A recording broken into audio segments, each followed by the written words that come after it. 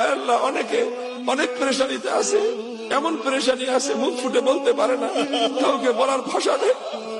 আল্লাহ আপনি তো ওই জাত, আপনার কাছে বলার জন্য কোনো ভাষার প্রয়োজন হয় না, আপনাকে বলার জন্য কোনো কথার প্রয়োজন হয় না। আল্লাহ আপনি তো মানুষের অন্তরের খবর জানেন, দিনের খবর জানেন। আলিম বিমা ফিস সুদূর। আল্লাহ কোন পেরেশানি কারো দিলে যদি থাকে, দুনিয়াতে শুনবার কেউ নাই, বলবার কোন জায়গা নাই, আল্লাহ একমাত্র মানজা আপনি। আল্লাহ আপনার কাছে সকলের পক্ষ থেকে আমরা আল্লাহ সেই পেরেশানিগুলির কথা বলতেছি। আল্লাহ সকলের পেরেশানিকে আপনি দূর করে দেন।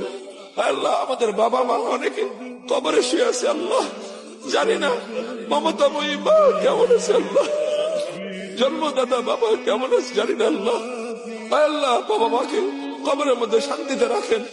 আল্লাহ অনেকে তাদের আমর কলিজার টুকরোর সন্তানকে কবরে শুয়ে আসছে, আল্লাহ সেই সন্তান, আল্লাহ যে সন্তান একটু ঘুমাইতে না পারলে মায়ের ঘুম হইতো না, বাবার ঘুম হইতো না, সেই বাবা নিজের হাতে নিজের সন্তানকে কবরে শুয়ে আসছে। আল্লাহ সেই বাবার সন্তানকে আল্লাহ আপনি সারা হাতের সাথে রাখেন।